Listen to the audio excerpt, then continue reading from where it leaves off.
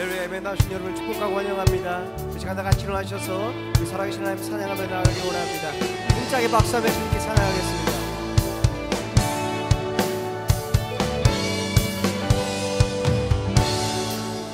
옳은 길 따르라 의의 길 세계 만민의 길 이 길 따라서 살기를 온 세상에 전하세 만 백성이 나갈 길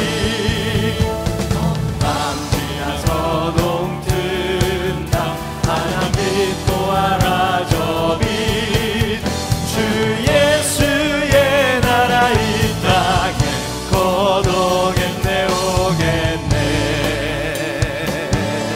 아멘. 우리 다시 한번 힘차게 찬양하며 나아갑니다. 주 예수 따르라. 주 예수 따르라 승리의 주 세계 만민이 돌아가 길 맞으려 참 생명 내 창검을 부수고 다 따르라 화평화 밤지나 서동 든다 하나 믿고 알아 저기 주 예수의 나라 이 땅에 거두겠네 오겠네. 아멘. 놀라운 이 소식 알리어라 세계 만민을 구하려 내 주 예수를 보내신 참 사랑의 하나님 만 백성이 따를 길 밤지나 서동 든다 하나 믿고 알아 저 빛 주 예수의 나라 이 땅에 거두겠네 오겠네. 아멘. 고백합니다. 고난길에 치고 찾아오길 고난길에 치고 찾아온 길 많은 백성을 구한 길 모두 나와서 믿어라 온 세상이 마침내 진리에 살겠네. 밤지나 서동 든다 하나 믿고 알아 저 빛 주 예수의 나라 이 땅에 거두겠네. 아멘. 어둠 밤 지나서 밤지나 서동 든다 하나 믿고 알아 저 빛 주 예수의 나라 이 땅에 거두겠네 오겠네. 주 예수의 나라 이 땅에 거두겠네 오겠네. 아멘.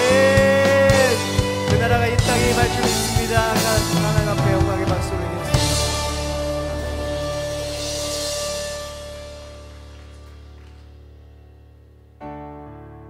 이 나라를 다스리시는 그 주님만이 우리의 왕이신 줄 믿습니다. 그 주님께 시간 찬양하며 그 주님을 높이며 나아갑니다.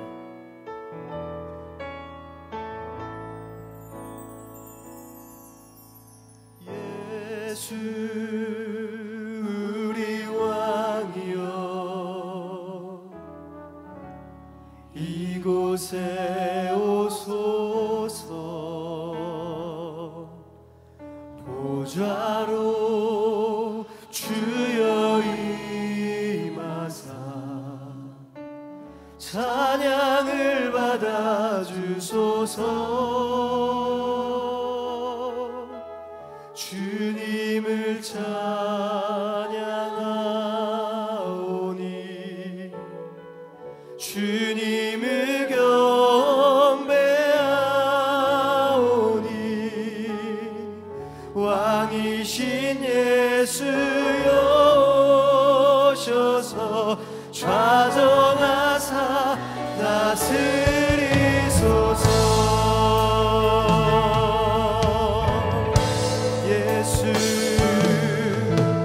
예수 우리 왕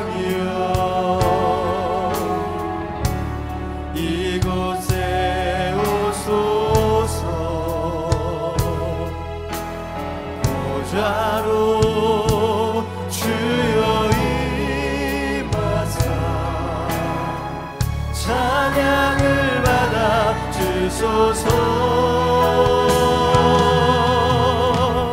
주님을 찬양하오니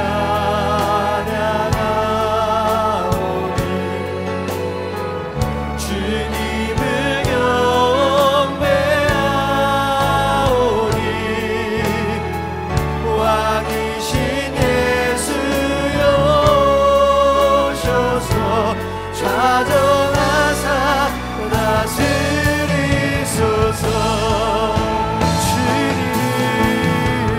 주님을 찬양하오니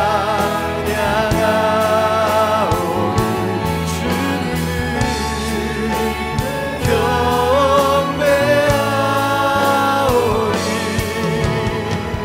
왕이신 예수여 오셔서 좌정하사 다스리. 고백합시다. 주님을 찬양하오니 주님을 찬양하오니 주님을 경배하오니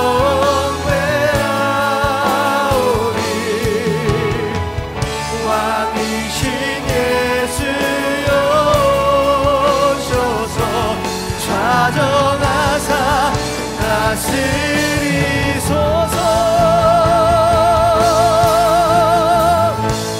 나는 찬양하리라 주님 그 이름 찬양. 예수 크신 주 이름 나 찬양하리라.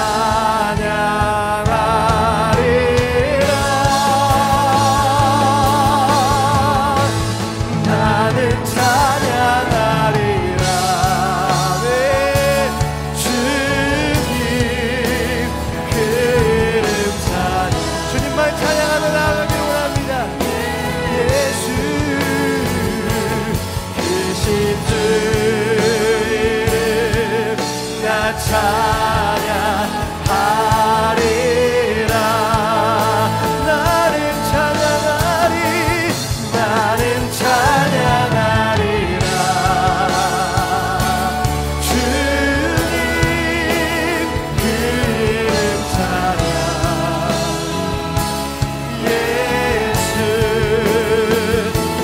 크신 주 이름 나 찬양하리라.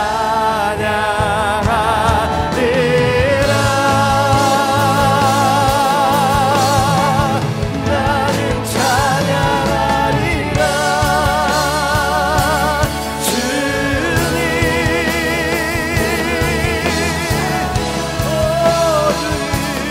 예수 크신 주 이름 나 찬양하리라. 나는 영광 돌리리. 나는 영광 돌리리. 주님 영광의 예수 예수 크신 주 이름 나 찬양하리라.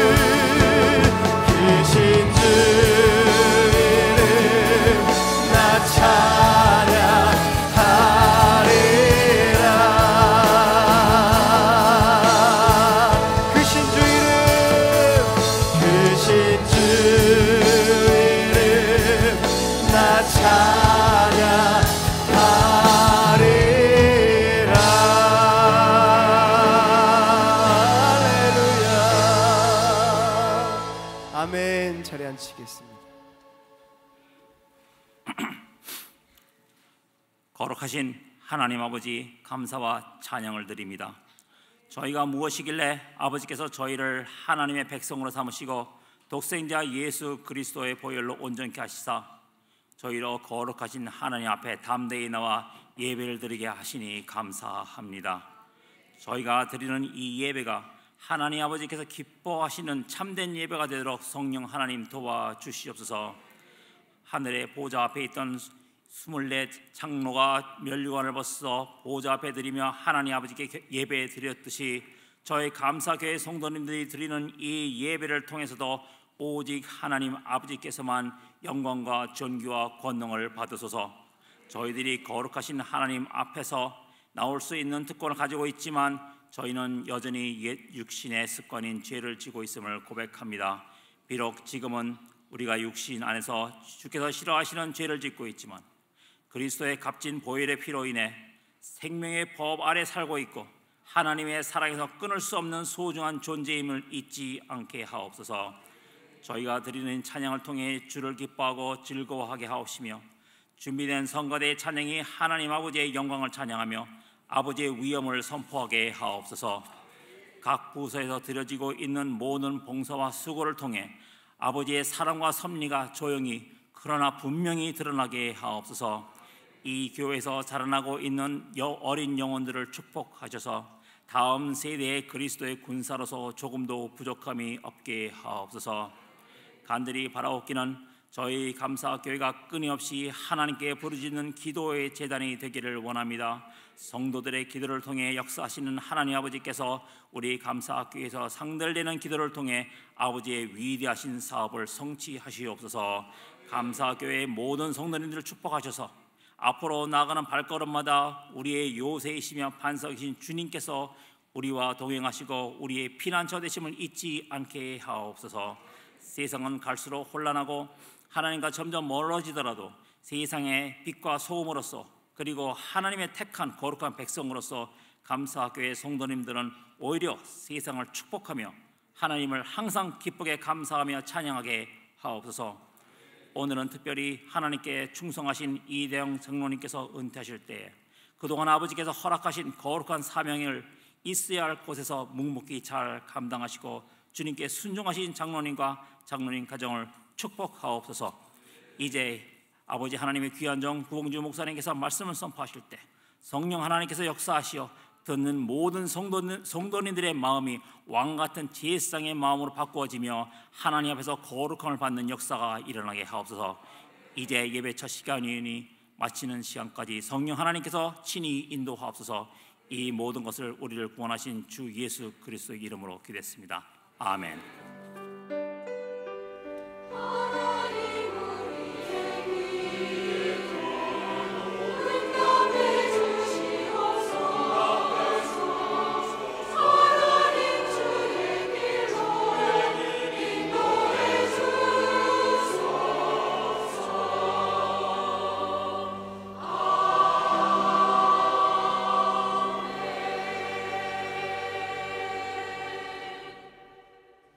예수 믿고 변화되어 세상을 축복하는 교회, 감사하는 교회에 오신 모든 분들을 환영합니다. 2025년 감사하는 교회 표어는 부흥입니다. 성령님께서 역사하시는 부흥을 충만하게 경험하시는 모든 성도님들이 되시길 주님의 이름으로 축복합니다.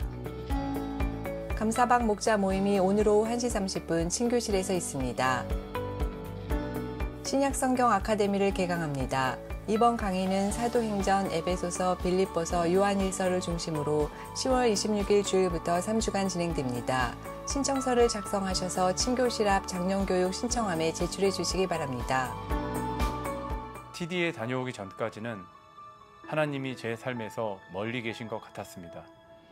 하지만 TD에서 저는 제 인생에서 가장 따뜻한 하나님의 사랑을 경험했습니다. 여러분도 그 사랑을 경험해 보시길 바랍니다. 지금 신청하세요. TD에서 뵙겠습니다. 감사 TD 62기가 10월 19일 주일부터 22일 수요일까지 파인크레스트 산장에서 있습니다. 신청서는 행정실이나 교회 웹사이트에 있습니다. TD 경험이 없으신 남성분들의 많은 신청 바랍니다. 더불어 5번째 팀 멤버 미팅이 오늘 오후 5시 선앤드룸에서 있습니다. 10월 31일 금요일 오후 5시부터 9시까지 열리는 할렐루야 나잇이 교회 파킹장에서 있습니다. 초등부 이하 학생을 둔 부모님들의 많은 참여를 바라며 등록은 주보 및 홈페이지를 참조해 주시기 바랍니다. 푸에르토 페냐스코와 캄보디아 단기 선교를 위한 단기 선교팀을 모집합니다. 현지 사정상 인원이 제한될 수 있습니다. 성도님들의 많은 참여 바랍니다.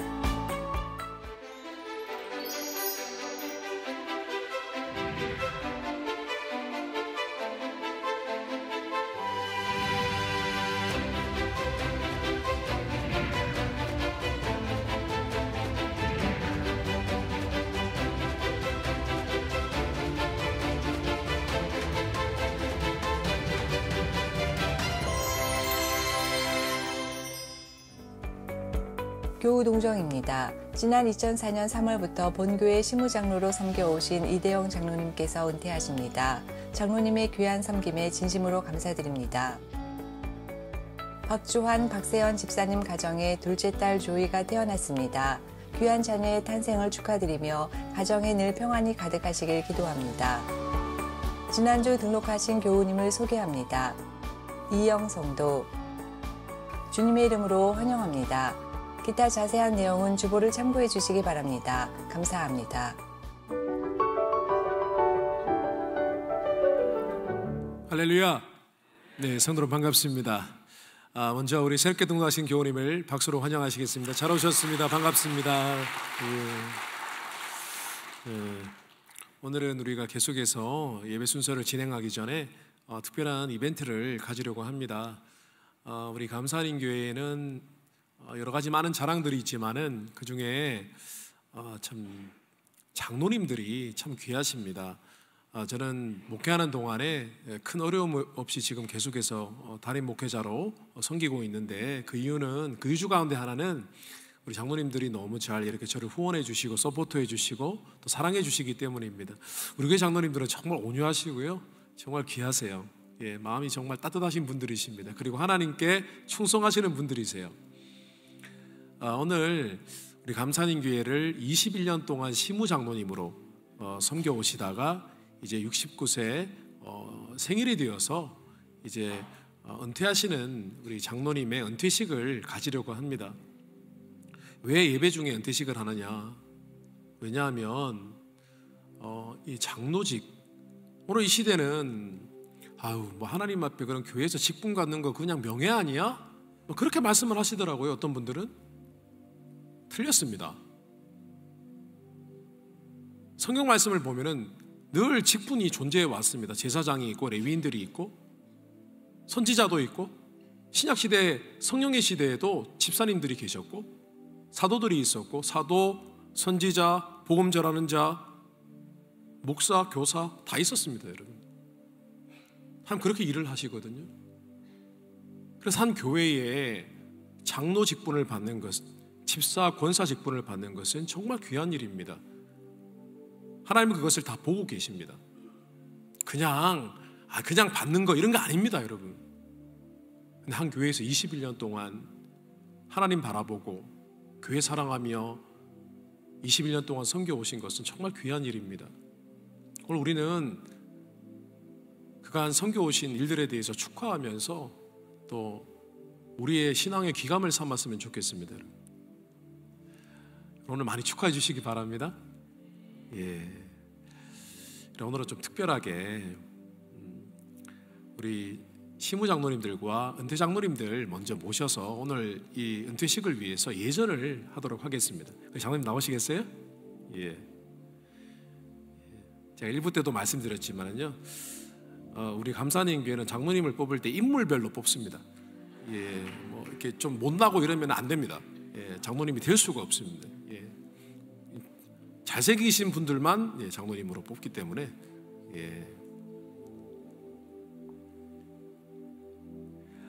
우리 감사님 교회를 정말 기도로 헌신으로 그렇게 섬겨오신 우리 장로님, 그리고 또 무엇보다 장로님을 서포트해 주신 우리 이영희 권사님 두 분 앞으로 나오시겠습니다.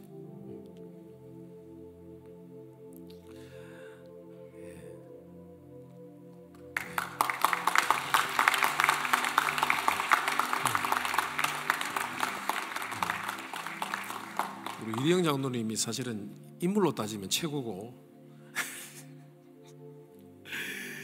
또 정말 저를 지난 시간 동안에 제가 연소한데 나이가 젊은데 우리 장로님 항상 저를 존중해 주시고 늘 사랑해 주셨어요, 두 분이. 그래서 얼마나 감사한지 모르겠어요. 그래서 제가 목회를 잘해온 것 같습니다. 우리 장로님 잠깐 이쪽으로 나와주시겠어요? 예, 패를 증장하도록 하겠습니다.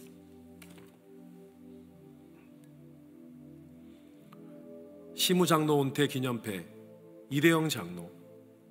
장로님께서는 2004년 3월 15일부터 오늘에 이르기까지 감사하는 교회 시무장로님으로서 하나님을 사랑하셔서 주님의 몸된 교회를 충성스럽게 섬겨 오셨고, 그리스도를 닮은 온유와 겸손, 성실과 충성과 순종으로 온 교회 성도들의 큰 귀감이 되셨습니다.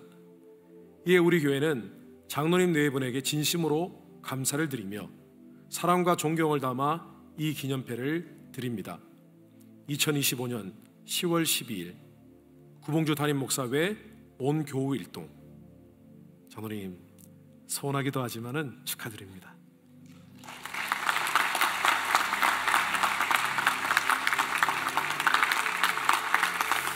그리고 감사드립니다. 우리 권사님이 더 수고하셨습니다. 권사님은 장미,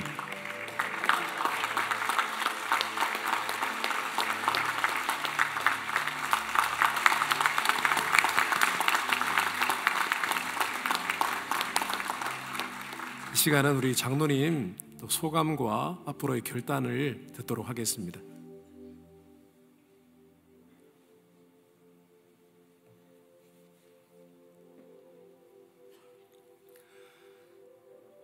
인사 말씀을 메모해서 왔습니다. 제가 이 자리에 서기까지 제 삶의 모든 여정에 함께해 주시고 형통한 걸음으로 인도해 주신 하나님께 감사와 영광을 올려드립니다. 부족한 저를 22년 동안 감사하는 교회 시무장로로 섬길 수 있도록 기도해 주시고 이끌어 주신 김영길 원로 목사님, 김정자 사모님, 구봉주 담임 목사님과 구순조 사모님, 부교육자님들, 함께한 시무장로님들과 동료 장로님들, 권사님, 집사님, 그리고 모든 믿음의 동역자님들께 감사드립니다. 성도님들의 기도와 사랑이 있었기에 오늘 이렇게 은퇴식을 할 수 있다고 생각합니다. 무엇보다도 장로직을 수행할 수 있도록 묵묵히 뒷바라지해 준 사랑하는 아내 이영희 권사와 모든 가족들에게 감사의 마음을 전합니다. 오늘따라 하늘나라에 계시는 어머니 윤정섭 권사님의 너무 그립습니다. 저는 1987년도에 어머님의 간곡한 기도로 감사한인교회 전신인 순복음 중앙교회에서 처음 신앙생활을 하였으며 2004년도에 장로로 세우심을 받았습니다. 낙심되어 넘어질 때마다 기도와 사랑으로 버팀목이 되어주시고 순종의 믿음을 가르쳐주신 김영길 원로 목사님, 시무장로로 섬기는 동안 늘 말씀과 기도로 이끌어주신 구봉주 담임 목사님께 깊은 감사를 드립니다. 이제 시무장로의 직분은 내려놨지만 감사하는 교회 성도로서 제가 할 수 있는 새로운 꿈을 찾기를 원합니다. 사명으로 소명하시는 하나님의 부르심에 순종과 겸손으로 나아가겠습니다. 앞으로도 성도님의 변함없는 사랑과 기도를 부탁드립니다. 감사합니다.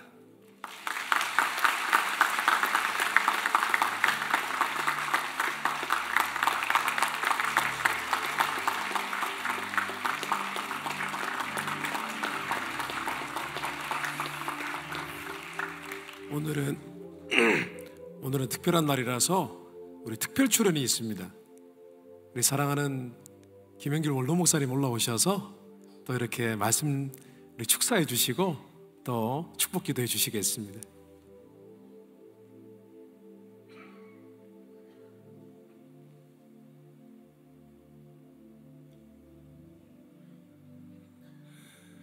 나 같으면 이렇게 성대하게 안 해주는데요. 왜냐하면 너무 성대하게 하면 자기가 다 끝나는 줄 알거든요. 주를 섬기는 일에는 끝이 없습니다. 대나무에 마디가 있지만 그게 끝은 아니거든요. 어쨌든 축하드리고요. 오래전에 권사님 한 분이 계셨습니다. 저희 교회에 오셔서 권사님 되신 분입니다. 1980년에 미국에 오시고 큰 따님이 목회자여서 독실한 불교 신자였던 분이 예수님을 영접하셨고, 한국에 계실 때에도 걸출하셨어요. 여성이지만은 큰 염색 공장을 경영하셨고, 그분의 조남이 윤정섭 권사님입니다. 1987년에 저희 교회에 오셨어요. 오시자마자 막내 아들이 결혼을 해가지고 미국에 왔습니다. 근데 예수님을 믿자고 그래도 영 말을 안 들어요. 그러니까 지혜로우셔가지고 그러면 나 금요일 저녁하고 주일날 교회에 좀 픽업만 좀 해다고 차 사주시고, 그래서 어머니 픽업해 주시고 교회 마당에서 차 안에서 내내 있다가, 그러다가 교회 안에 들어와서 예수님을 영접하고 저기 세례받고요. 그땐 저도 상당히 젊었습니다. 그 권사님이 7남매를 두셨는데 그 중에 5이 목회자가 되셨어요. 한 분이 장로님이 되셨어요. 우리 이대영 장로님이요. 2002년에 피택 받고 2년 동안 저와 훈련하고, 그리고 2004년에 임직하셨습니다. 이집 2년 동안 열심히 충성스럽게, 물론 뒤에 계신 장로님들도 다 그러셨지만 하나님 잘 섬기셨어요. 너무 감사하고, 특별히 이영희 권사님은 1년여 전에 교회에 섬기시다가 큰 부상을 당하셔서 아주 고생을 많이 하셨습니다. 신체적으로. 그러나 예수님을 사랑하고 교회를 사랑하기 때문에 일절 교회에 피해를 드리지 않기 위해서 많이 애쓰시고 속으로 그 아픔을 참으시고 하나님 은혜로 이제 다 치료하심 받으셔서 오늘 나오셨습니다. 정말 감사하고 하나님께 영광을 돌리며 축하를 드립니다. 목사님, 제가 기도까지 해야 되나요? 예. 두 사람 앞으로 오시오. 이리 오시오. 더 가까이 오시오. 거룩하신 하나님 아버지, 보시옵소서. 주께서 부르셔서 예수 믿고 구원받고, 그리고 교회의 장로님이 되셔서 당회원으로 22년 동안 충성스럽게 섬기며, 부엌에서는 언제나 우리 이영희 권사님을 뵙지 않는 날이 없게 충성스럽게 2내외가 주를 섬기고 성도님들을 섬기다가 오늘 은퇴하십니다. 그러나 이것이 끝이 아니고 주님 계속해서 주의 일을 하며 주님 섬기며 주의 백성들을 섬기는 복 있는 새로운 시작이 되게 하여 주시옵소서. 달려갈 길을 다 마치고 선한 싸움을 싸우고 믿음을 지켜서 의의 멸관을 얻는 그날까지 뒤돌아보지 않게 하시고 오직 주의 십자가만 바라보고 겸손하게 이제부터는 주께서 베풀어 주시는 오곡 백화와 같은 축복을 누리며 살게 하여 주시옵소서. 주신 2 자녀 하늘이와 샤론이를 축복하여 주시고 세워주신 기업을 축복하여 주시옵소서. 건강하게 하여 주시고 기쁨이 충만하게 하여 주시고 감사가 넘치게 하여 주시며 교회를 위하여서 기도하기를 쉬지 않게 하여 주시옵소서. 예수 그리스도의 이름으로 축복하고 기도하옵나이다. 아멘. 돌아서서 인사드리시죠.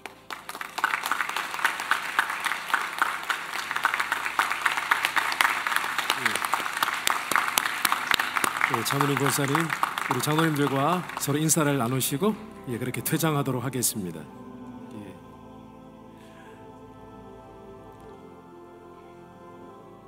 너무 보기 좋죠. 장로님 되면 좋습니다. 하나님께서 영광 받으십니다. 정말입니다. 왜냐하면 주의 교회는 주의 몸이기 때문에 교회를 섬기는 것은 어마어마한 축복이 있습니다. 얼마나 감사한지 모르겠습니다. 우리 장로님들 전부 다 귀하신 분들이세요. 얼굴에 온화함이 묻어 있잖아요. 그렇죠? 예, 그래요. 아유, 너무 좋습니다. 한편으로는 서운합니다. 예. 그리고 장로님들, 예, 우리 퇴장해 주시면 되겠습니다. 예.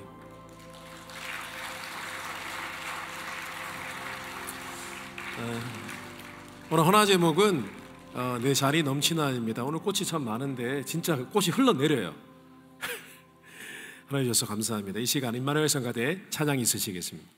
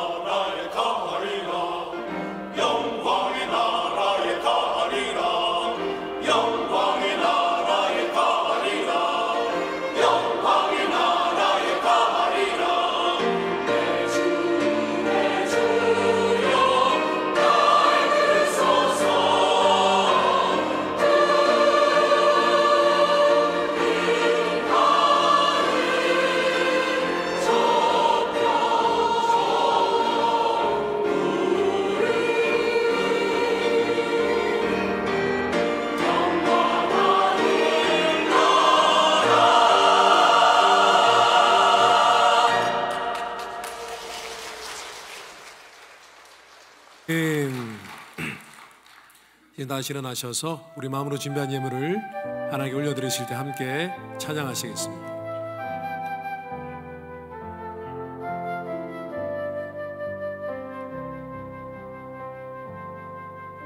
내게 있는 야유오가 주께 가져와 그 발 위에 입 맞추고 깨뜨립니다.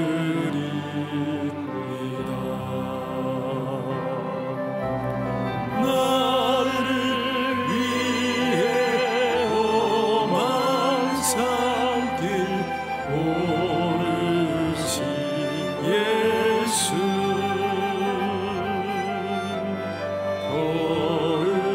걸음마다 크신 사랑 새겨로 왔네. 하나님 아버지 감사드립니다. 주님 오늘 예배로 영광 받으시고 또한 한 하나님의 세우신 종의 섬김을 통하여 또한 영광 받아 주시옵소서. 주님은 은혜가 크십니다. 오늘 예배 가운데 그 크신 하나님의 은혜를 깊이 묵상하며 주님의 영으로 충만하며 주님을 깨달아 하는 예배가 되게 하옵소서. 우리 예배를 하나님 기뻐 받아 주시옵소서. 우리의 사랑과 감사를 담은 예물을 또한 받아 주시되 더 크신 은혜와 영광으로 우리에게 화답하여 주셔서 우리 모두가 하나님을 만나고 하나님을 경험하는 예배가 되게 하옵소서.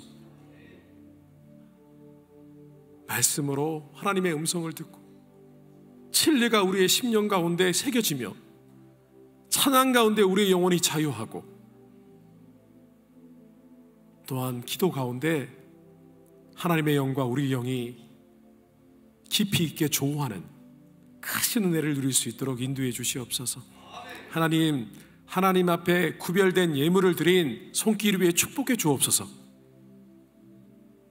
하나님께서 주신 것을 내 것이 아니라 하나님의 것임을 알고 드린 그 귀한 믿음 보시고 그대의 삶을 더욱 복되게 하시며 약속의 예물을 드린 손길 위에도 함께하여 주셔서 하나님의 약속의 말씀이 그들의 삶에 성취되게 하여 주십시오. 저는 오늘 이 예배가 하나님을 만나는 예배가 되게 도와주십시오. 하나님을 경험하는 예배가 되게 하여 주십시오. 예배 시종을 주님께 의탁하오며 예수님 이름으로 기도하옵나이다.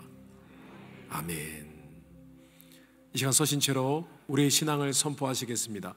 나는 전능하신 아버지 하나님 천지의 창조주를 믿습니다. 나는 그의 유일하신 아들 우리 주 예수 그리스도를 믿습니다. 그는 성령으로 잉태되어 동정녀 마리아에게서 나시고 본디오 빌라도에게 고난을 받아 십자가에 못 박혀 죽으시고 장사된 지 사흘 만에 죽은 자 가운데서 다시 살아나셨으며 하늘에 오르시어 전능하신 하나님 우편에 앉아 계시다가 거기로부터 살아있는 자와 죽은 자를 심판하러 오십니다.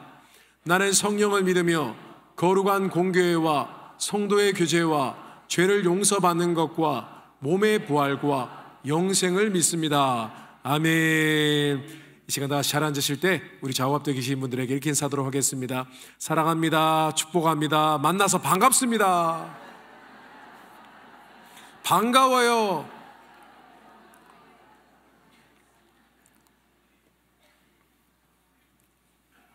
반가워요? 반갑습니까? 예. 여기 교회가 너무 좋죠?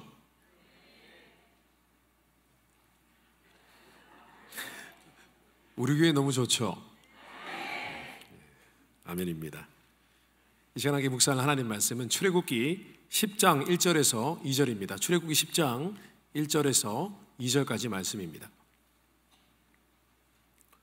다시 하나님의 말씀을 한 목소리로 봉독하시겠습니다. 여호와께서 모세에게 이르시되 바로에게로 들어가라. 내가 그의 마음과 그의 신하들의 마음을 완강하게 함은 나의 표징을 그들 중에 보이기 위함이며 내가 내게 애굽에서 행한 일들 곧 내가 그들 가운데에서 행한 표징을 내 아들과 내 자손의 귀에 전하기 위함이라. 너희는 내가 여호와인 줄을 알리라. 아멘. 오늘은 마음을 고치시는 하나님이라는 제목으로 하나님 말씀을 증거하도록 하겠습니다. 마음을 고치시는 하나님입니다. 출애굽기에서 빼놓을 수 없는 사건이 있습니다. 바로 10가지 재앙입니다. 성도 여러분, 재앙이 10번 일어난 건 아시죠? 9번? 또 7이라는 숫자가 좋으니까 10가지 재앙은 아시죠? 그 중에서 단연 은혜로운 재앙은 바로 10번째 재앙인 이집트의 맏아들이 죽는, 초태생들이 죽는 그런 재앙입니다. 그때 하나님께서 어린 양의 피로 이스라엘의 맏아들은 살려주셨습니다. 그것이 예수 그리스도의 십자가의 보혈을 상징하는 것은 우리가 다 알고 있습니다. 그런데 우리가 10가지 재앙을 생각할 때 한 가지 질문이 있습니다. 왜 하나님께서는 이스라엘 백성들을 단번에 구원하실 수도 있음에도 불구하고 그렇게 하지 않고 굳이 뜸을 들여가면서 10가지 재앙을 계속해서 보여주셨을까요? 여러분, 10가지 재앙은 하나님께서 그냥 파라오를 공포스럽게 하시기 위하여 이스라엘 백성들을 경악해 하시기 위하여 주신 그런 이적이 아니었습니다. 여기는 분명한 하나님의 목적과 계획이 있었습니다. 하나님의 분명한 목적과 계획하에 하나님께서 하나님께서 상황을 설정하신 사건이었습니다. 그리고 이 10가지 재앙의 목적과 계획은 바로 그 수많은 하나님의 재앙과 이적을 바라보는 수많은 사람들의 마음을 바꾸시는 것이었습니다. Change of heart. 마음을 바꾸시는 거였습니다. 그래서 오늘은 출애굽기 이 10가지 재앙이 일어난 과정을 통해서 이 과정을 우리가 묵상하면서 하나님께서 지금도 하시는 놀라운 이적, 사람의 마음을 바꾸시고 고치시고 변화시키는 하나님의 역사에 대해서 잠시 말씀을 나누고 묵상하는 시간 갖도록 하겠습니다. 첫 번째 한번 따라 보겠습니다. 하나님은 우리의 강팍한 마음을 깨뜨리시고 낮추십니다. 하나님은 우리의 강팍입니다, 여러분. 많은 분들이 강팍하다고 생각하는데 보세요. 팍이잖아요, 팍. 강팍한 마음을 깨뜨리시고 낮추십니다.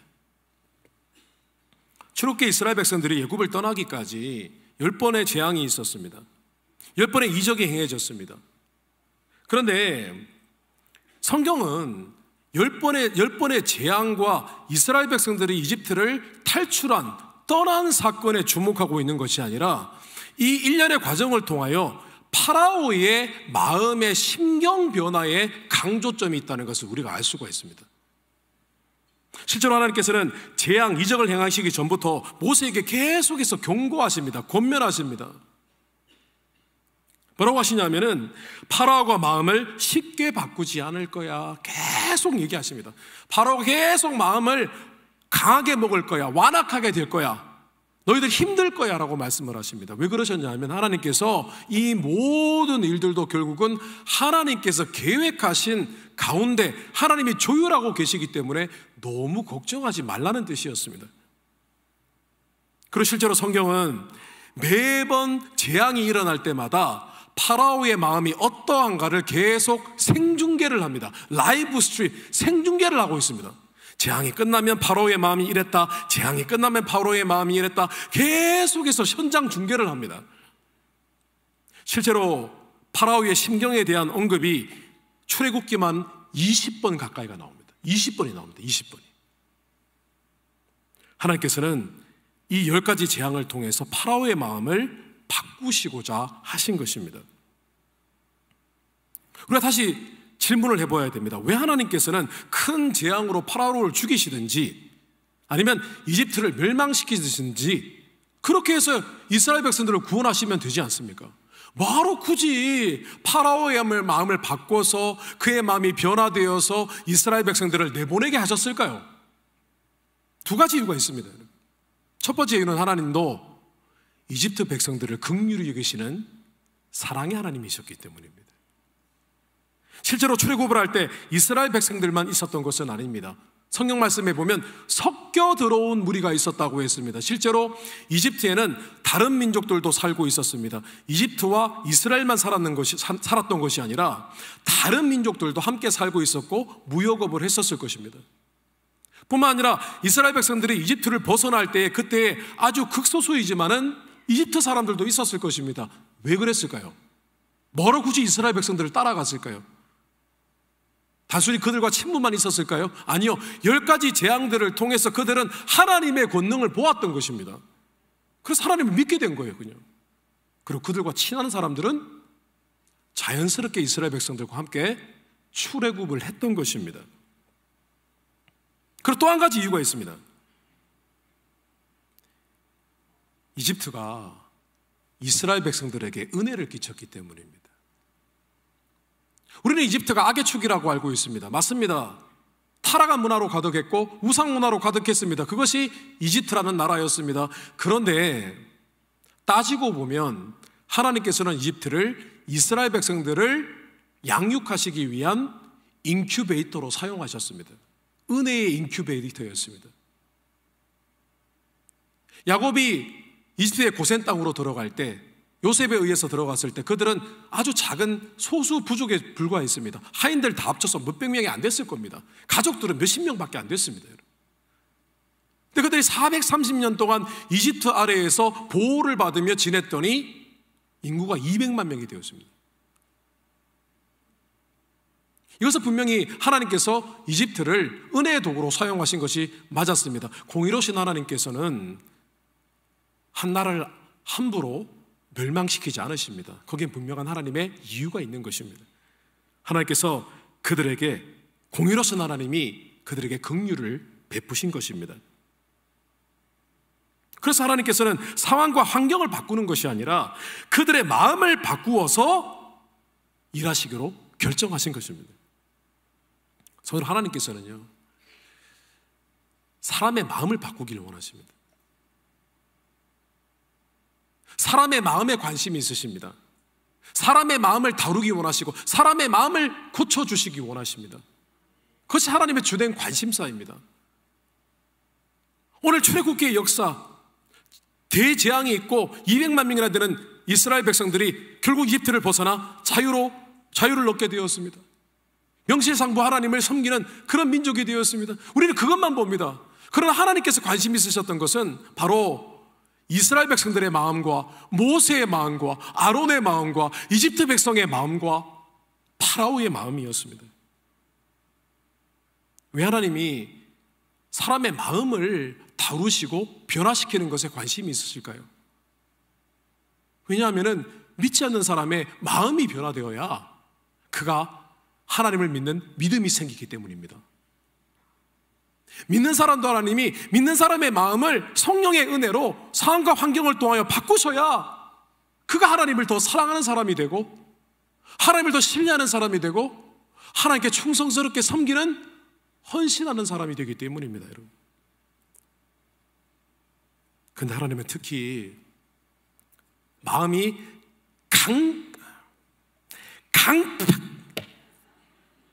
발음을 조심해야 됩니다. 강팍한 마음을 깨트리시고 낮추시는 데 관심이 있으십니다.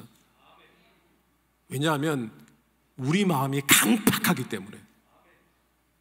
별로 아멘 안 하시네요. 나는 마음이 착한, 거짓말 하지 마십시오. 성도님들과 저 모두가 마음이 강팍합니다. 개역개정 성경에는 완악하다, 완강하다라고 표현이 되어 있습니다. 굉장히 완곡하게 바뀐 것 같습니다. 그런데 개역 한글 성경에는 강팍하다라고 표현이 되어 있습니다. 근데 저는 이 표현이 맞다고 생각합니다. 어감상 맞다고 생각합니다. 실제로 강팍이라는 것은 순수 우리말이 아닙니다. 한문입니다. 한문. 강은 강철할 때 강자입니다. stubborn, 세다. hardened, 마음이 굳어있다, 딱딱하다. 팍은 blocked, 막혀있다. close, 굳게 마음이 닫혀있다. stiff, 아주 완고하다. 그런 뜻을 가지고 있습니다. 우리는 어떤 사람을 볼 때 저 사람 마음이 꽉 막혔어. 마음이 너무 강팍해, 단단해. 마음이 도무지 열리지가 않아. 고집이 너무 세 라고 할 때 이 표현을 쓰면 됩니다. 그 표현을 쓸 만한 분들이 많습니다. 오늘 하나님께서 파라오의 강팍한 마음을 변화시키시려고 하는데 이 재앙이 거듭될수록 하나님께서 이 재앙을 통해서 파라오의 마음을 만지시는 그 과정을 살펴보면 하나님께서 어떻게 사람의 마음에 간섭하셔서 그 마음, 강팍한 마음을 깨트리시고 무너뜨리셔서 하나님 앞에 항복하게 하시는지를 알 수가 있습니다. 출애굽기에 보면 마음이 강팍하다, 완고하다, 완악하다라고 표현할 때 쓰인 세 가지 성경 히브리어 원어가 있습니다. 주로 세 가지 단어가 쓰였는데 그 세 가지 중에 주로 두 가지 단어가 쓰였습니다. 한 가지는 카베드, 또 한 가지는 하자크라는 단어입니다. 하자크. 그런데 카베드는 어떨 때 쓰이냐 하면 파라오가 자신의 마음을 스스로 못되게 먹고 굳게 생각하고 완고해지는 것, 스스로 마음이 완고한 것을 카베드라는 단어를 쓰고, 하자크라는 단어가 쓰일 때는 하나님께서 재앙을 통해서 파라오를 계속 열받게 해가지고 마음을 단단하게 만들어주시는, hardened, 단단하게 만들어주시는 것, 그런 표현을 할 때는 하자크라는 단어가 쓰입니다. 바로 오늘 본문 말씀에 그 표현이 나와 있습니다. 1절입니다. 같이 한번 읽어보겠습니다. 여호와께서 모세에게 이르시되 바로에게로 들어가라. 내가 그의 마음과 그의 신하들의 마음을 완강하게 하는 나의 표징을 그들 중에 보이기 위함이며. 아멘. 하나님께서는 파라오의 마음을, 신하들의 마음을 완악하게, 완강하게, 강파하게 만드시겠다고 했습니다. 자, 그러면 여기에는 어떤 단어가 쓰여질까요? 5초가 한 10초 지났는데 다 까먹고. 하나님이 강파하게 하실 때는 하자크. 그런데 여기에는 카베드라는 단어가 쓰였습니다. 그 스스로 강파하게 해줬다는 거예요. 그런데 이 말씀은 이런 뜻입니다. 여기서 주어는 하나님이시기 때문에 우리는 이 말씀을 이렇게 해석할 수가 있습니다. 내가 재앙을 통해서 파라오와 그의 신하들의 마음을 더 단단하게 만들어 줄 거다. 열받게 해서. 그러면 결국 그들은 스스로의 마음을 강팍하게 만들 것이다. 그러니까 내가 하자크를 할 텐데 그들은 결국 카베드를 하게 될 것이다. 그리고 오늘 말씀, 읽은 말씀 후반절을 보면 하나님은 이렇게 말씀하십니다. 하나님은 나의 표징을 그들 중에 보이기 위함이다. 강팍하게 해서 표징을 보이기 위함이다라고 했습니다. 하나님께서 무엇을 하려고 하시는 것일까요? 그들의 마음을 계속 더욱 강팍하게 해서 결국에는 마지막 재앙을 보낼 때 그들의 마음이 완전히 무너지게 만들 것이다. 항복하게 만들어 버릴 것이다. 그 뜻입니다. 성도 여러분, 저는 하나님께서 파라오의 마음, 강팍한 마음을 항복해 하시는 그 상황을 직접 옆에서 눈으로 보았습니다. 그분은 바로 지금은 소천하신 저희 아버지입니다. 저는 예전에 몇 번 저희 가정에 있었던 하나님의 복음의 역사에 대해서 간증을 여러 번 한 적이 있습니다. 그런데 오늘은 다른 관점으로 우리가 지켜보도록 하겠습니다. 분명히 어머니와 형과 저의 예수님 믿는 사람들의 관점에서는 저희 가정에 하나님의 은혜가 임하여서 가정이 복음화가 된 것이었습니다. 그런데 바꾸어 생각해 보면 좋겠습니다. 아버지의 관점에서 이 가정에 복음이 들어오고 예수님을 믿게 된 것은 재앙이었습니다, 여러분. 맞죠? 반응도 없고. 아버지는 소시적에는 부유한 가정에 태어나셨습니다. 그런데 아버지가 중학교가 되실 무렵에 가정의 모든 부모님, 어르신들이 다 돌아가시고 굉장히 어려운 상황 속에서 아버지는 자수성가하셨습니다. 죽기살기로 공부하고 자수성가하신 분입니다. 원래 자수성가하신 분들이요, 성격이 셉니다. 강팍합니다. 원래 그렇습니다. 사람 마음이 강팍한 건 여러 가지 이유가 있습니다. 기질적으로 그럴 수도 있고, 타고난 환경과 상황이 그렇게 만들었을 수도 있고, 또는 그가 가진 지식과 재력 때문에 마음이 교만해져서 강팍해질 수도 있습니다. 어쨌든 저희 가정에 어머니를 통해 복음이 들어왔습니다. 그런데 복음이 들어오자 원래 마음이 센 분이 더 강팍해졌습니다. 왜냐하면 내 가정은 조상신이 지켜주는데 예수신이 들어오니, 예수신이 들어와서 자리를 차지하고 있으니 얼마나 마음이 근심걱정으로 가득했겠습니까? 화가 났을 겁니다, 여러분. 근데 어머니가 아버지께 부탁을 합니다. 신앙의 자유를 달라고. 더 강팍해졌습니다. 허락해 주니 또 시간이 오래 지나서 자식의 신앙의 자유를 달라고 부탁을 했습니다. 아버지가 또 강팍해졌습니다. 수년이 지났습니다. 또 어머니가 그럽니다. 이제는 제사를 지내지 않겠다고. 아버지가 더 강팍해졌습니다. 화가 머리 끝까지 났습니다. 그때 저는 어머니가 미웠습니다. 왜 자꾸 아버지를 열받게 할까? 근데 이상하게도 그날은 아무런 일도 일어나지 않았습니다. 나중에 어머니 말씀을 들어보니 어머니도 아버지가 너무 두려운데 기도만 하면 성령님께서 그렇게 하라고 하셨다고 합니다. 그리고 마음에 담대함과 확신을 주셨다고 합니다. 그러나 아버지의 마음은 계속 강팍해졌습니다. 어머니를 때리기도 하시고. 근데 어느 날 일이 났습니다. 아버지가 신뢰하던 큰아들이 우울증이라는 마음의 병을 얻었습니다. 그런데 이것이 마치 열재앙의 마지막 재앙 같지 않습니까? 의사셨던 아버지가 맏아들이, 그렇게 공부를 잘하던 맏아들이 우울증이라는 마음의 병을 앓자 아버지의 마음이 무너졌습니다. 어머니가 이 병은 기도 아니면 나을 수 없다, 기도해야 된다, 기도원에 데리고 가야 된다라고 할 때 아버지가 그제서야 그래, 기도라도 한번 받게 해봐요, 마음을 여셨습니다. 형님은 기적적으로 1년 만에 우울증에서 회복이 되었습니다. 그리고 아버지가 60세가 되신 무렵에 질병을 얻었습니다. 그리고 마음이 완전히 깨져서 황복해 버렸습니다. 저는 그냥 손 안 대고 그냥 떡 먹었습니다. 아버지 교회 가요 그러니까 교회 오시던데요. 하나님 믿지 않는 자들이 왜 복음을 듣지 않고 거절합니까? 왜냐하면 그들의 마음이 강팍하기 때문입니다. 여러 가지 많은 이유가 있습니다. 자신의 신념, 배운 학식, 가진 재물, 이런 것들 때문에 그들의 귀가 막힌 것입니다. 마음이 막혀있기 때문에 그들의 귀가 가려워진 것입니다.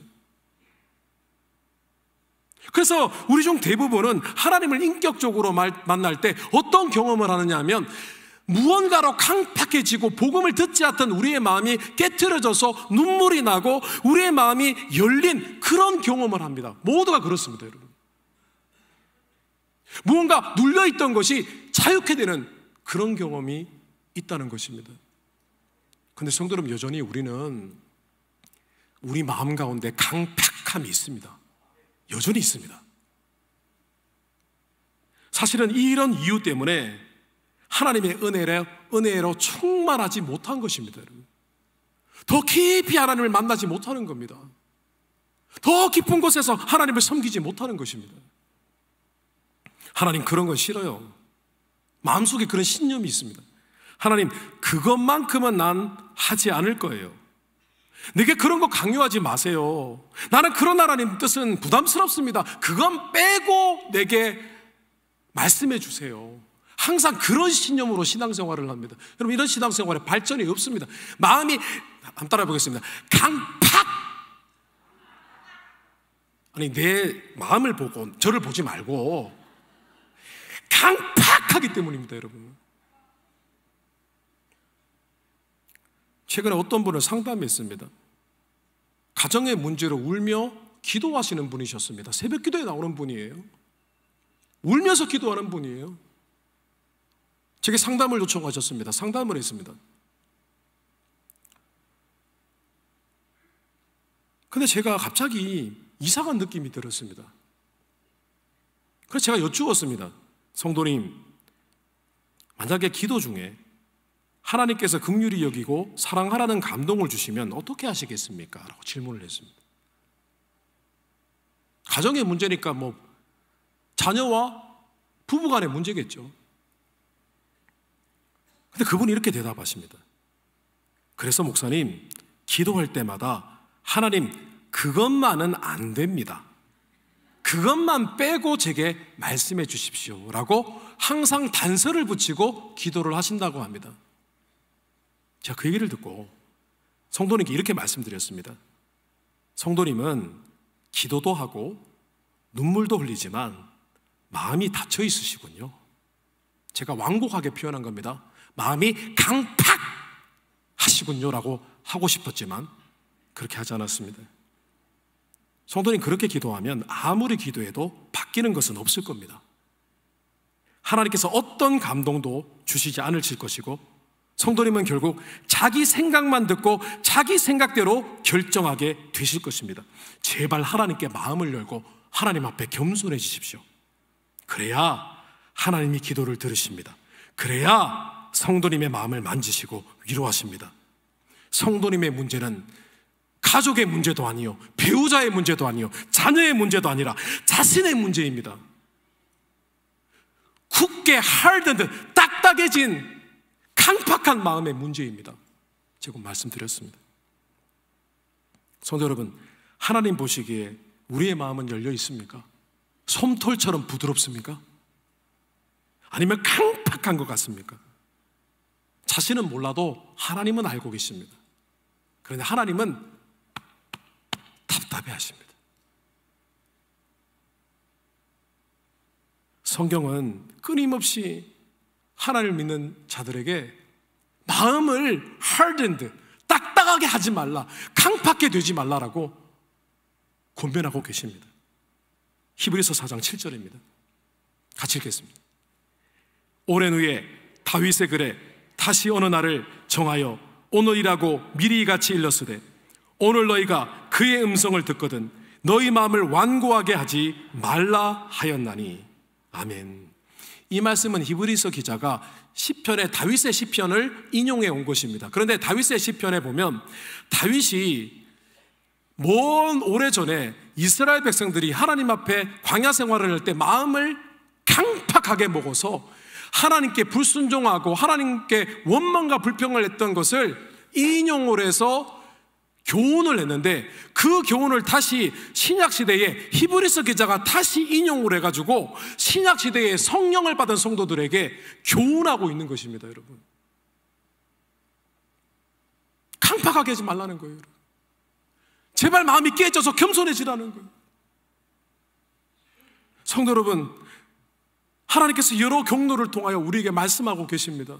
설교 말씀을 통하여, 상황을 통하여 계속해서 말씀하십니다. 모이자, 섬기자, 기도하자, 사랑하자, 용서하자, 함께하자, 기도하러 올라가자. 그런데 우리는 계속 무시합니다. 다 쳐냅니다. 강팍한 것입니다, 여러분.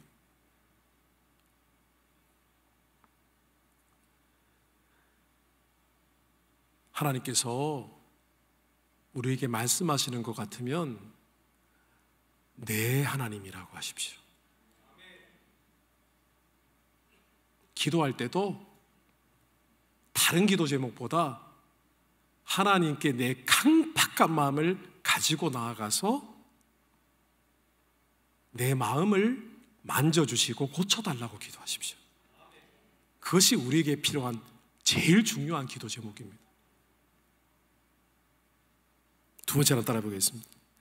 하나님은 연약한 마음을 담대함과 확신으로 바꾸십니다. 하나님은 우리의 강팍한 마음을 깨뜨리시기도 하지만 우리의 연약한 마음을 담대함과 확신으로 가득 찬 믿음의 마음으로도 바꾸시기 원하십니다. 파라오와 이집트 백성들에게는 10가지 재앙이었습니다. 그러나 이스라엘 백성들의 관점에서는 이것은 재앙이 아니라 하나님이 보여주시는 표적과 이적이었습니다. 기적이었습니다. 오늘 2절 말씀입니다. 같이 읽겠습니다. 내가 내게 애굽에서 행한 일들 곧 내가 그들 가운데서 행한 표징을 내 아들과 내 자손의 귀에 전하기 위함이라. 너희는 내가 여호와인 줄을 알리라. 아멘.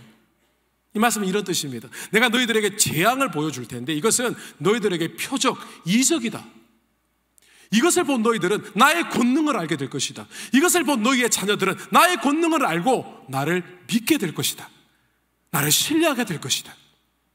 이제는 내 앞에 담대함과 확신으로 나오게 될 것이다 라는 말씀이었습니다. 성도 여러분, 고난 가운데 믿음이 자랍니다. 자, 그런데 단순히 고난 때문에 믿음이 자라는 것이 아닙니다. 고난 가운데 성도들이 하나님 앞에 기도하고 하나님 앞에 나아가서 눈물을 흘리기 시작하면 하나님께서는 때로는 기적 같지 않은데 무언가 기적 같은 기적을 보여주시기도 하고 하나님의 능력으로 역사하십니다. 때로는 정말 기적 같은 놀라운 기적을 보여주십니다. 그래서 고난과 하나님의 역사, 하나님의 이적, 이 둘의 콜라보레이션을 통해서 우리의 믿음은 점점 자라게 되는 겁니다.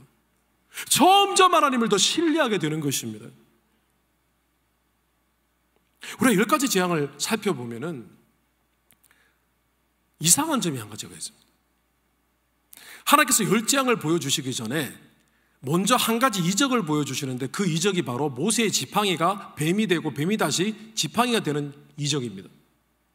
그런데 이상하게도 이 이적은 이집트의 술법사들, 마법사들도 이 기적을 똑같이 행했습니다. 그리고 첫 번째 재앙, 어떤 재앙입니까? 재앙을 다 암기할 필요는 없습니다. 나일강이 피로 바뀌는 재앙입니다. 근데 흐르는 나일강 전체가 피로 바뀐 것은 아닙니다. 성경을 가만히 읽어보면 그렇습니다. 그런데 이 이적도 이집트의 술법사들이 똑같이 행했습니다. 자, 그리고 두 번째 재앙, 개구리 재앙입니다. 이 재앙도, 이 이적도 이집트의 술법사들이 똑같이 행했습니다. 자, 그런데 세 번째 재앙, 땅의 먼지, 티끌들이 이로 변해서 짐승을 막 괴롭히고 물어뜯고 하는 이 재앙이 임했을 때 마침내 이집트의 술법사들은 이러한 이정은 우리가 할 수 없는 일이고 오직 하나님만이 하실 수가 있는 이적이다라고 고백해 버립니다. 자, 그런데 여기서 이상하지 않습니까? 왜 하나님 뭐하러 이집트의 술법사들도 할 수 있는 이적을 굳이 3번이나 행하셨을까요? 다 건너뛰고 땅의 티끌, 먼지가 1호 변하는 재앙부터 내리시면 되잖아요. 그냥 10개 맞추려고? 이것은 하나님께서 하나님의 자녀들의 마음과 믿음을 찬물, 도움물, 당금질을 해서 그들의 믿음을 일으키고자 하신 하나님의 일종의 영적인 밀당이었습니다, 여러분. 밀당이 뭡니까? 밀고 당기기. 계속 조율하는 겁니다. 재앙이 막 임하면 깜짝 놀라가지고 믿음이 생겼다가 파라오가 여전히 마음을 바꾸지 않으면, 파라오가 막 나쁜 명령을 하면 또 마음이 위축되어서 롤러코스터처럼 밑바닥으로 떨어졌다가 하나님이 갈수록 더 센 재앙을 보여주시면 그때 다시 믿음이 일어나고 계속해서 대장장이가 철을 당금질하듯이 찬물에 넣었다가 뺐다가 계속 그렇게 하는 겁니다. 그리고 마지막 10번째 재앙이 나타나고 난 뒤에는 마침내 이스라엘 백성들은 도저히 부정할 수 없는 하나님의 권능을 보았고 그들의 믿음은 오늘날 우리와 같은 그런 믿음이 완성되었던 것입니다. 성도 여러분, 오늘 이 시간 우리는 모든 의문이 풀렸습니다. 하나님께서 우리에게 고난을 허락하시는 이유, 하나님께서 왜 화끈한 기적을 우리에게 보여주시지 않는 이유, 기적을 보여주셔도 굉장히 간헐적으로 보여주시는 이유, 정말 놀라운 기적과 역사를 베푸시는데 일생에 한 번 아니면 2번만 베푸시는 이유, 또 하나님께서 기적 같기도 하고 아닌 것 같기도 하고 우연 같기도 한 그런 애매한 기적을 베푸시는 이유, 그 이유는 하나입니다. 우리의 마음을 다루고자 하시는 겁니다. 우리의 강팍한 마음을 무너뜨리시고 우리의 연약한 마음을 믿음으로 바꿔주시기 위함입니다. 다른 이유는 없습니다, 여러분. 우리는 환경과 상황이 바뀌기를 원합니다. 그것을 위해서 기도합니다. 그러나 하나님은 환경과 상황을 바꾸시고 기적을 베푸시는 것에 관심이 있는 것이 아니라 그걸 통해서 우리의 마음을 계속해서 훈련시키시고 다루시는 겁니다, 여러분.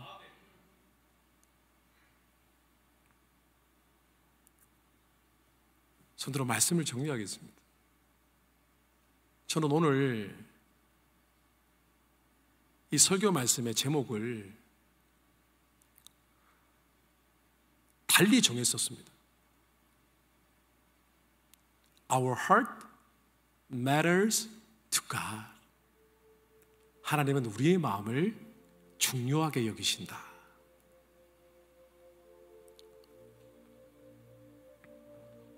우리는 이제부터 결단해야 됩니다. 가장 중요한 기도의 제목은 우리의 마음을 갖고 하나님께 마음을 쏟아내는 것이고, 우리의 흔들리는 마음과 강팍한 마음 깨트려 주옵소서. 얼마나 고집스러운지 모릅니다. 하나님, 저 이제 더 열받게 하면 받아버릴 거예요. 진짜 마음속으로 그렇게 마음을 갖습니다, 사람이. 예수 믿어도요, 똑같습니다. 정말 우리는 우리의 마음을 갖고 하나님께 나아갑니까? 상황과 환경을 바뀌어달라는 기도 제목으로 나아가면 3분이면 족합니다. 그래서 우리 기도가 짧은 겁니다. 그런데 우리의 연약한 마음, 강팍한 마음을 갖고 나가서 그 마음을 다루어 달라고 하나님께 기도하고 성령님께서 역사하시는 은혜를 경험하게 되면 기도 시간은 결코 10분 이내로 끝날 수가 없습니다, 여러분. 날마다 기도하게 됩니다. 하나님, 지금 제 마음이 무너질 것 같아요. 그때 하나님께 기도하면요, 하나님께서 상황과 환경을 통하여 때로는 이적을 보여주셔서 우리의 마음을 강하게도 하시고, 성령님의 은혜를 보여주셔서 나타내어 주셔서 우리의 마음을 만지기도 하시고, 이런 역사들이 나타나는 것이 신앙생활인 것입니다, 여러분.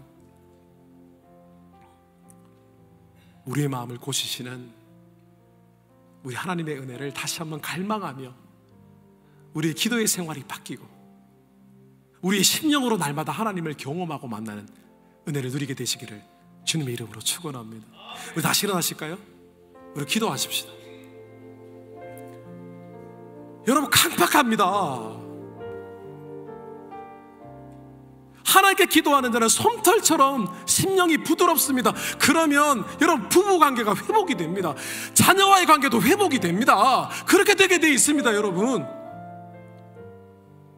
오늘 시간 하나님, 우리의 강팍한 마음을 고쳐주십시오.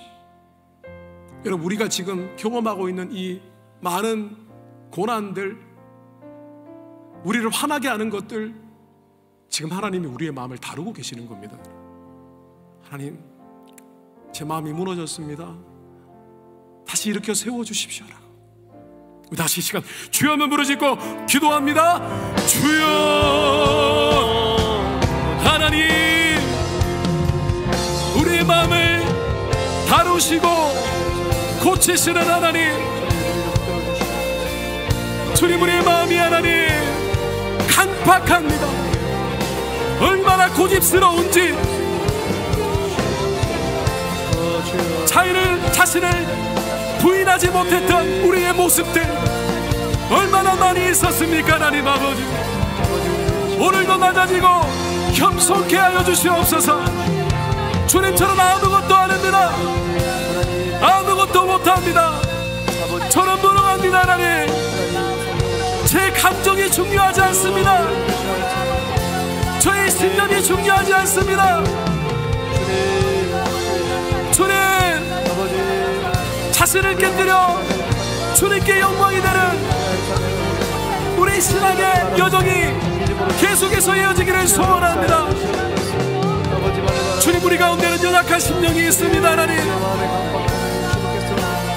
바람의 갈대처럼 흔들리는 자들이 있습니다. 하나님, 흔들리지 않게 하여 주십시오. 지금도 살아서 이적으로 역사하시는 그 하나님, 우리의 마음을 강건하게 하여 주시옵소서. 강하게 먹게 하여 주시옵소서.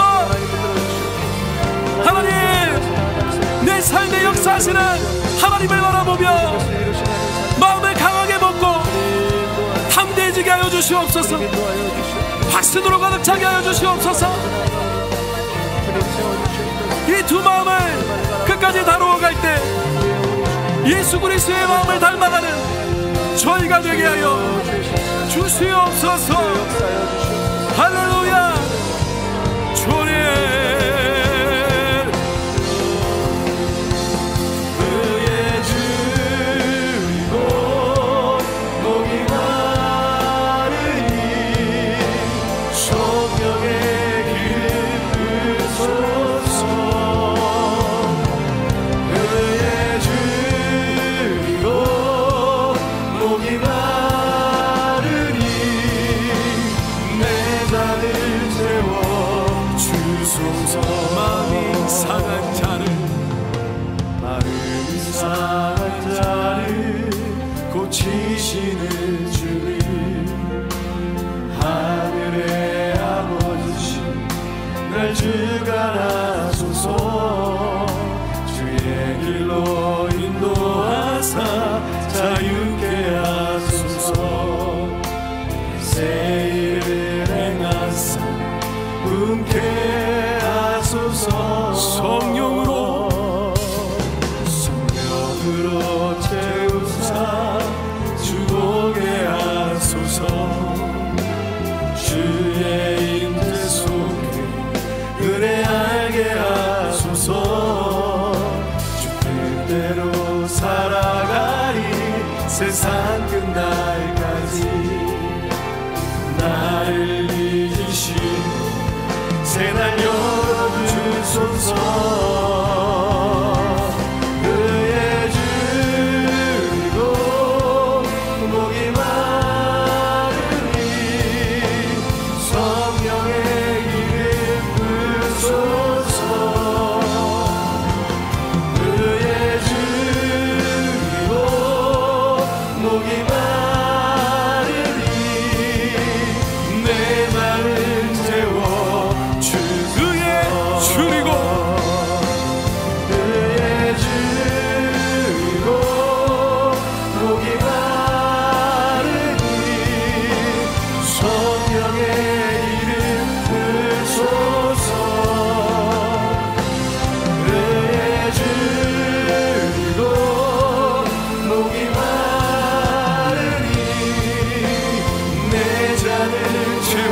다시 합니다. 그의 줄이고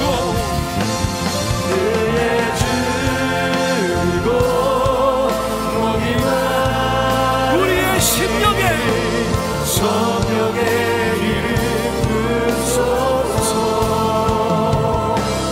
그의 줄이고 목이 마르니 내 잔을 채워 주소서.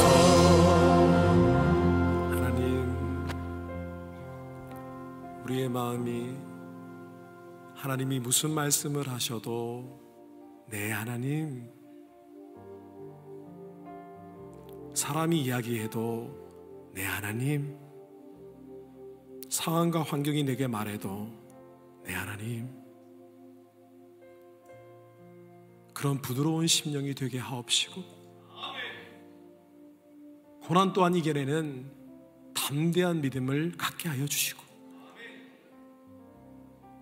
오늘 하나님 앞에 마음에 부드러움이 회복되고 열린 마음이 회복되고 믿음이 회복된 심령 오늘 하나님 붙잡아 주시고 그들의 마음과 믿음을 통하여 하나님 역사하여 주시옵소서.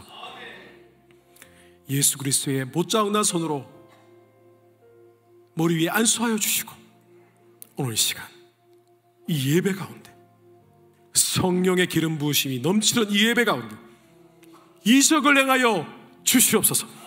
내가 지금 이 시간 나사렛 예수 이름으로 명하노니 머리끝부터 발끝까지는 모든 육신의 연약함과 질병과 마음의 연약함은 묶음을 놓고 떠나갈지어다. 즉시로 회복시켜 주시옵소서. 강건하여서 하나님을 더 잘 섬길 수 있게 하여 주시옵소서.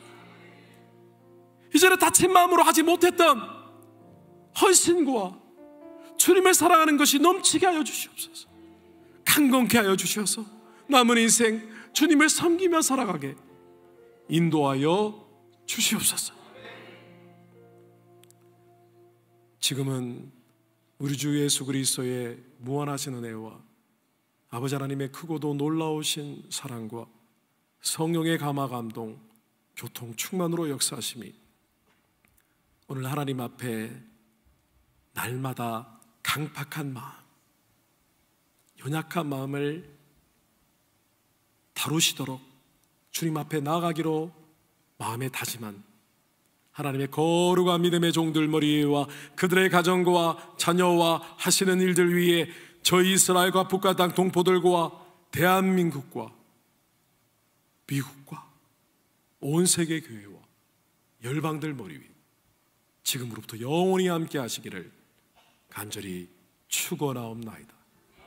아멘.